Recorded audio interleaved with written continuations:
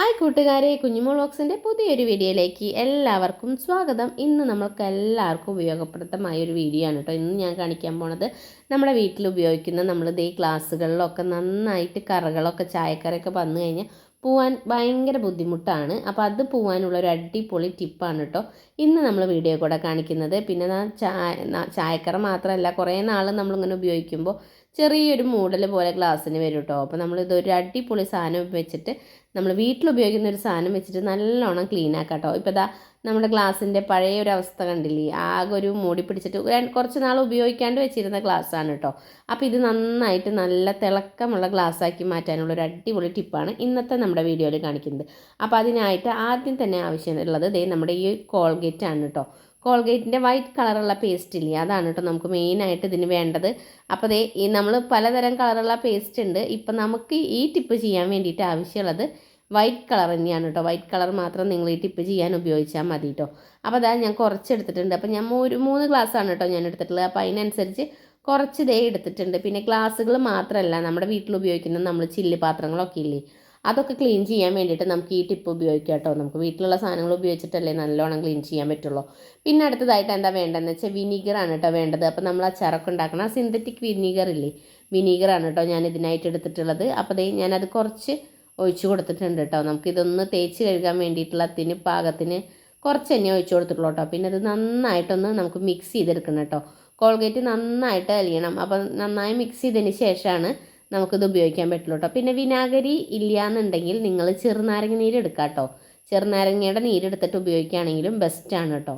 അപ്പോൾ ഞാൻ എൻ്റെ കയ്യിൽ ഇപ്പോൾ ചെറുനാരങ്ങയുടെ കൂടുതലും വിനാഗിരിയാണുള്ളത്, അതാണ് കേട്ടോ വിനാഗിരി എടുത്തത്. ചെറുനാരങ്ങ ഉണ്ടെങ്കിൽ നിങ്ങൾ ചെറുനാരങ്ങ എടുത്തോളൂ കേട്ടോ. പിന്നെ അതാ ഒന്ന് ജസ്റ്റ് ആദ്യം തന്നെ നമ്മുടെ ഗ്ലാസ് ഒന്ന് നമുക്ക് വെള്ളത്തിലൊന്ന് നനച്ച് കൊടുക്കാം കേട്ടോ.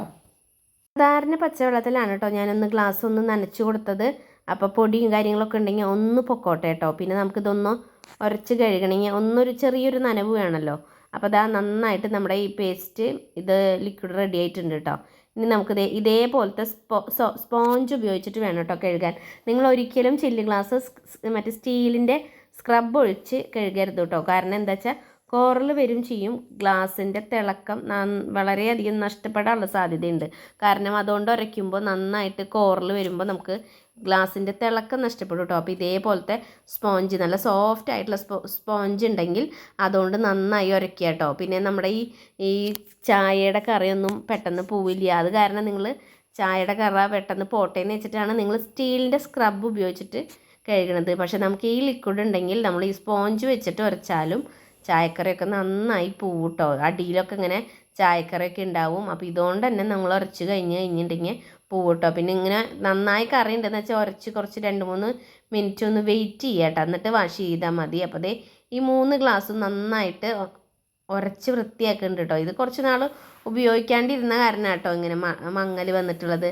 കറിയൊക്കെ ഉണ്ടെങ്കിൽ തന്നെ നിങ്ങൾ ഇതുപോലെ സ്പോഞ്ച് ഉപയോഗിച്ചിട്ട് നന്നായി ഒന്ന് കഴുകിയെടുത്താൽ മതി കേട്ടോ. കണ്ടില്ലേ, നന്നായിട്ടൊന്ന് ഉരയ്ക്കുമ്പോൾ തന്നെ നല്ലോണം ക്ലീൻ ആവും കേട്ടോ. അപ്പോൾ അതേ നന്നായി ഉരച്ച് ഞാൻ വൃത്തിയാക്കുന്നുണ്ട്. എന്നിട്ട് നമുക്കിതൊന്ന് സാധാരണ നോർമൽ വെള്ളത്തിൽ തന്നെ നമുക്കൊന്ന് കഴുകിയെടുക്കാം കേട്ടോ. കറകൾ നന്നായി ഉണ്ടെങ്കിൽ ഒരു 5 മിനിറ്റോ ഒന്ന് ജസ്റ്റ് ഇതുപോലെ ഒന്ന് വെച്ചിട്ട് നിങ്ങൾ മാറ്റാം കേട്ടോ. ഇപ്പോൾ നോക്കിയാൽ കഴുകുമ്പോൾ ഗ്ലാസിൻ്റെ തിളക്കമൊന്ന് നോക്കിയേ, നമ്മൾ നേരത്തെ കണ്ടതും ഇപ്പോൾ കണ്ടിട്ടുള്ള ഗ്ലാസിൻ്റെ തിളക്കം നോക്കിയേ. പിന്നെ ഇതിൽ വലിയ കറകളും കാര്യങ്ങളൊന്നും ഇല്ലാത്ത ഗ്ലാസ്സാണ് കേട്ടോ. അത് കാരണം വേറെ പ്രശ്നങ്ങളൊന്നുമില്ല, പെട്ടെന്ന് തന്നെ വൃത്തിയാക്കി. അപ്പം നമ്മുടെ വീട്ടിലുള്ള സാധനങ്ങൾ വെച്ചിട്ടാണല്ലോ നമ്മൾ വൃത്തിയാക്കിയിട്ടുള്ളത്.